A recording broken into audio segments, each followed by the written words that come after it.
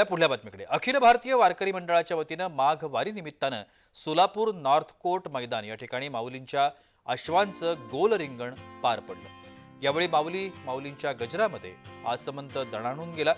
अखिल भारतीय वारकरी मंडळाचं हे रिंगण सोहळ्याचं 12वं वर्ष आहे।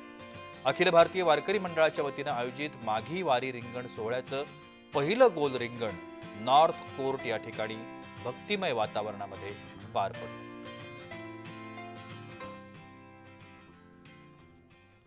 अखिल भाविक वारकरी मंडळाच्या माध्यमातून सोलापूर शहरातील सर्व दिंडी प्रमुख संत ज्ञानेश्वर महाराज, संत तुकाराम महाराज पालखीचे प्रमुख यांच्या माध्यमातून हा भव्य गोल रिंगण सोहळा संपन्न झालेला आहे।